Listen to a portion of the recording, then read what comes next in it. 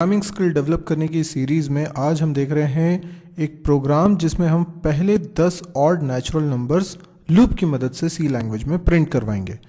यानी इस प्रोग्राम के अंदर हमें 10 नंबर प्रिंट कराने हैं और ये नंबर क्या होंगे, ऑड नंबर्स होंगे, यानी विषम संख्याएं होंगी। और ये नंबर्स नेचुरल नंबर्स होंगे, शुरुआत के नेचुरल नंबर्स होंगे। तो आइए पहले प्रोग्राम का मीनिंग समझते हैं कि एक्चुअल में हमें प्रिंट क्या करना है। तो हम ये चाहते हैं, देखिए आउटपुट किस तरह का हो ये हमें पहले इमेजिन करना चाहिए किसी भी प्रोग्राम को बनाने से पहले। कई लोग पूछते हैं कि हमें क्लिक नहीं करता है, किस तरीके से प्रोग्राम बनाना चाहिए। तो सबसे पहली टिप तो यही है कि आप प्रोग्राम क्या बनाना है उसको अच्छे से समझिए, क्या बोला गया है। जैसे यहाँ पर क्या बोला गया है, आपको नंबर्स प्रिंट कराने, कितने, 10 नंबर। तो आपको स्क्रीन पे प्रिंट कराना है 1, फिर प्रिंट कराना है 3, फिर प्रिंट कराना है 5, फिर प्रिंट कराना है 7, फिर प्रिंट कराना है 9, फिर 11, फिर 13, 15, 17 एंड 19। ये कितने नंबर्स हो गए? ये टोटल हो गए 10 नंबर।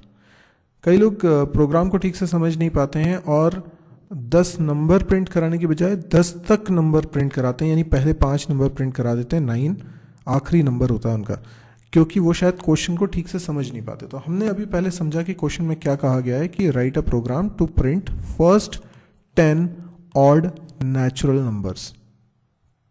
ठीक है, तो पहले 10 ऑड नेचुरल नंबर्स यही है। अब ये प्रिंट कराने के लिए क्या मुझे यूज़र से कुछ इनपुट लेने की ज़रूरत है? यानी क्या मेरे प्रोग्राम में स्कैनफ की ज़रूरत पड़ेगी? नहीं। एक बात और ध्यान रखिए कि आप क्वेश्चन को अच्छे से समझिए, क्या वाकई में हमें यूज़र से कुछ इनपुट कराना है इस प्रोग्राम में, क्योंकि हमें पहले से मेंशन है कि 10 ही नंबर प्रिंट कराने हैं, कुछ भी यूज़र से लेने की ज़रूरत नहीं है। आप सीधे प्रोग्राम में नंबर्स प्रिंट कराने का कोड लिख सकते हैं।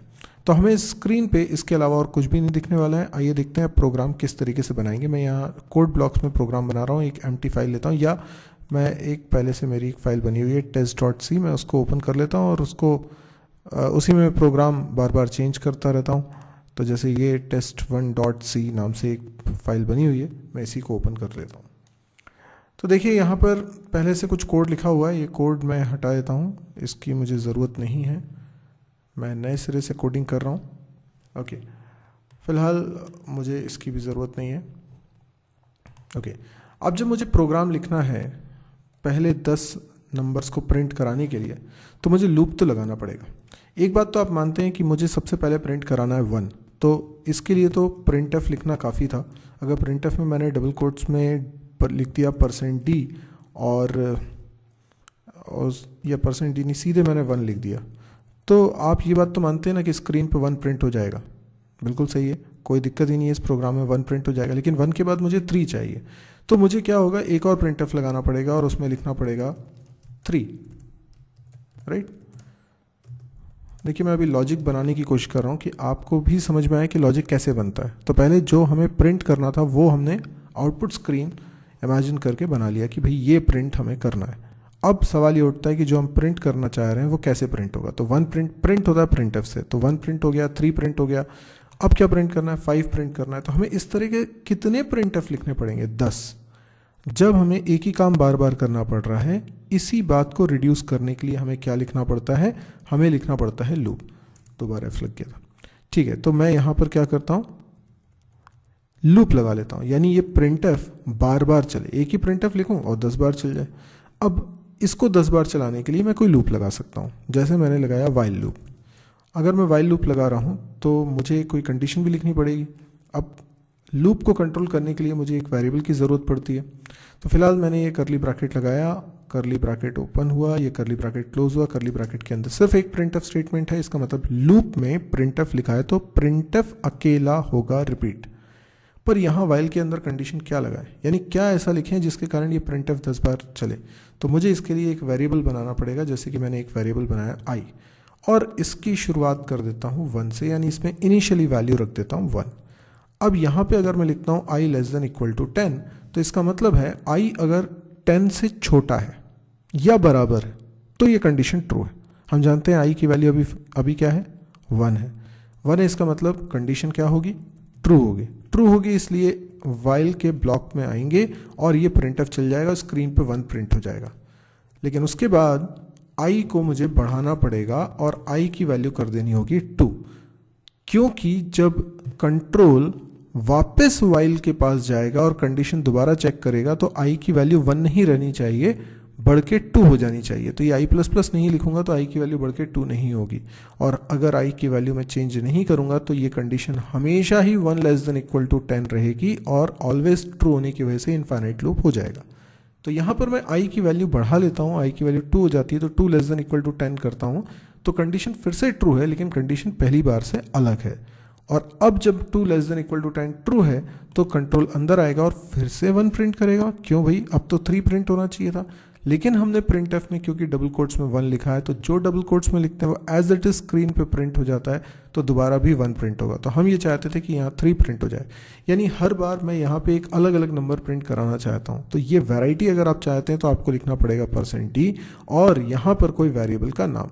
अब वेरिएबल का नाम जैसे मैंने लिख लिया कोई x, तो x नाम का वेरिएबल फिर मेरे को यहाँ पर डिक्लेयर भी करना पड़ेगा। तो मैंने यहाँ पर एक वेरिएबल और बना लिया x नाम का, लेकिन x में वैल्यू क्या रहे, शुरुआत में तो ठीक है 1 रहे, जब पहली बार printf चला था तो x की वैल्यू 1 होनी चाहिए और 1 इसने प्रिंट कर दिया होगा। लेकिन जब ये दूसरी बार लूप की बॉडी के अंदर आया था तो x की वैल्यू बढ़ के क्या हो जानी चाहिए थी, 3 हो जानी चाहिए, यानी x की वैल्यू 1 से सीधे 3, तो x में असाइन हो जाना चाहिए x प्लस 2। तो अगर x में 1 था तो 1 में 2 जुड़ के 3 हो गया था, तो x की वैल्यू 3 हो गई थी। तो अगली बार जब लूप के अंदर आएंगे तो ये 3 प्रिंट कर देगा और उसके बाद 3 प्लस 2 करेंगे तो 5 हो जाएगा, तो अगली बार 5 प्रिंट कर देगा। अगर हमने लॉजिक सही सोच लिया है तो ये लूप केवल 10 बार चलेगा, यानी कि ये printf 10 बार चलेगा और हर बार x 2-2 से इंक्रीमेंट होगा जबकि i 1-1 से इंक्रीमेंट होगा। तो आई थिंक ये प्रोग्राम बन चुका है और इसको हमें रन करके देख लेना चाहिए। तो मैंने इसको बिल्ड एंड रन ऑप्शन पे गया, जैसे ही मैं इसको रन करता हूँ देखिए एक एरर आ रही है यहाँ पर, और एरर किस लाइन में आ रही है, यहाँ पे मैंने क्योंकि सेमीकोलन नहीं लगाया है इसलिए एरर इस लाइन पर दिखा रहा है, जबकि इस लाइन में कोई मिस्टेक नहीं है। आप इसको देखेंगे कहेंगे अरे इसमें तो कोई मिस्टेक ही नहीं है, लेकिन वो एक्चुअल में आप हमेशा देखा करिए जब भी एरर वाली लाइन है, अगर या तो उसमें दिख जाएगी, नहीं है तो फिर उसके ऊपर वाली लाइन में मिस्टेक हो सकती है, क्योंकि यहाँ पे लाइन एंड ही नहीं हुई तो उसको लग ही नहीं रहा है कि 6th और 7th अलग अलग लाइन है, वो दोनों को एक ही लाइन कंसिडर कर रहा है। तो x प्लस 2 के बाद मैंने सेमीकोलन लगा दिया है। अब इसमें कोई एरर नहीं होनी चाहिए, लेकिन एक करली ब्रैकेट एक्स्ट्रा लगा हुआ है, इसको हटा देता हूँ। ये सेव किया और अब फिर से इसको रन करते हैं, देखें क्या रिजल्ट आता है। आउटपुट आया 1 3 5 7 9 11 13 15 17 19, बिल्कुल सही है। बस थोड़ा सा बीच में स्पेस और देना चाहिए था अपने को। स्पेस देने के लिए %d के बाद अगर मैं स्पेस दे दूंगा तो ये मेरा प्रोग्राम बिल्कुल परफेक्टली बन गया। आप देखते हैं इसको रन करके, तो मैंने इसको रन किया, देखें आप आउटपुट, बीच में स्पेस भी दिखाई दे रहा है, बिल्कुल सही है।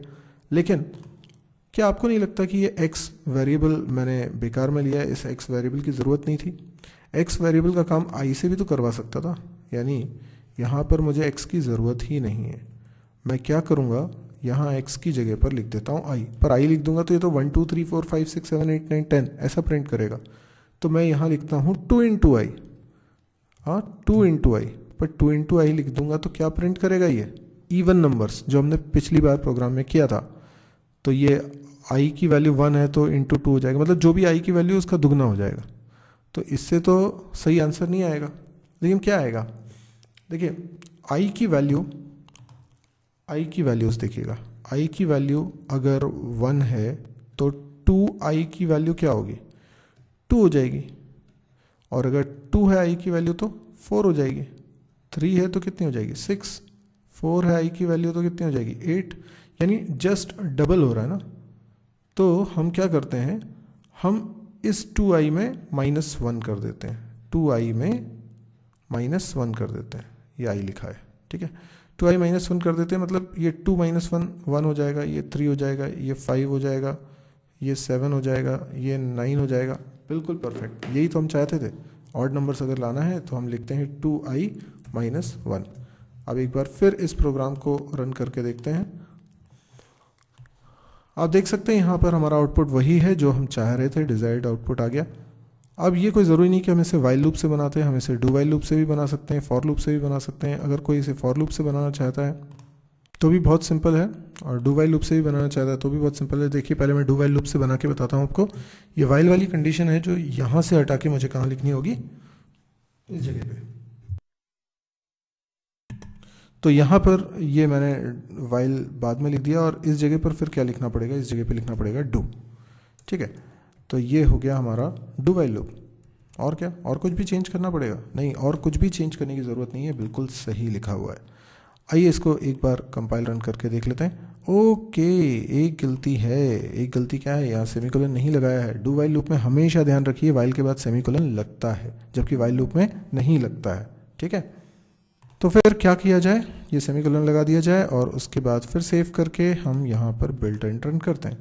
और आप देख सकते हैं कि यहाँ पे आउटपुट हमारा बिल्कुल सही आया है। अगर यही चीज़ हम फॉर लूप से भी करना चाहें तो हम कर सकते हैं।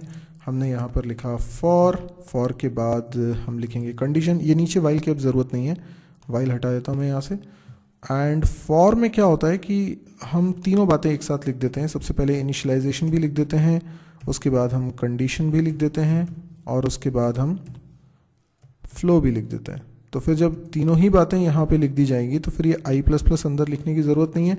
इनफैक्ट आई को शुरुआत में 1 से इनिशियलाइज करने की ज़रूरत भी नहीं है। तो ये बन गया हमारा प्रोग्राम। अब देखते हैं ज़रा इसका आउटपुट क्या आता है। आप देख सकते हैं इसका आउटपुट भी बिल्कुल वही आ रहा है जो हम चाहते थे। तो आई होप आपको ये प्रोग्राम समझ में आया होगा, और आप इसमें एक्सपेरिमेंट करके अपनी तरफ से ऑल्ट्रेशन करके इसको और दूसरी वैरायटी से भी बना सकते हैं। यदि आपको ये वीडियो पसंद आया हो तो आप इसको लाइक करिए, और यदि आपको इस तरह के और वीडियोस देखना है तो आप इस चैनल को ज़रूर सब्सक्राइब करिए। जैसे ही मैं कोई वीडियो अपलोड करूँगा तो उसकी जानकारी आपको तुरंत मिल जाएगी। इसके अलावा मेरी एक वेबसाइट है www.mysirji.com। स्क्रीन पे ये URL लिखा हुआ है नीचे, आप इस वेबसाइट को ज़रूर विजिट करिए। इस वेबसाइट पे मेरे सारे चैनल्स के लिंक्स ऑर्गेनाइज्ड वे में रखे हुए हैं, यानी आप C++, जावा, PHP, डेटा स्ट्रक्चर, DBMS या प्रोग्रामिंग एक्सरसाइज या कैंपस प्रिपरेशन या और भी आने वाले समय में बहुत नई नई चीज़ें इसमें आएंगी, तो आपको ये बड़ी इंटरेस्टिंग और बड़े काम की लग सकती है। तो आप इस वेबसाइट को ज़रूर विजिट करिए, बुकमार्क कर लीजिए, और हो सके तो इसको शेयर भी करिए। शेयर करने के पीछे मकसद ये है कि हम ज़्यादा से ज़्यादा लोगों तक ये एजुकेशन फ्री में पहुंचा सकें। देखिए, एजुकेशन का सबको समान अधिकार मिलना चाहिए और फ्री में एजुकेशन होनी चाहिए, ये हमारी सोच है। तो अगर आप लोगों को भी लगता है, आप सहमत हैं मेरे इस विचार से, तो आप इसको शेयर ज़रूर करिए। मेरे वीडियोज़ को शेयर करिए, अपने फेसबुक वॉल पर ज़्यादा से ज़्यादा लोगों तक पहुँचाइए। हिंदी में है, सबके समझ में आने वाले हैं। इसके अलावा फ्री ऑफ कॉस्ट हैं, तो इसमें किसी को कोई पैसा देने की ज़रूरत नहीं है। तो अगर अच्छा लगे तो प्लीज़ शेयर ज़रूर करिएगा। Thank you.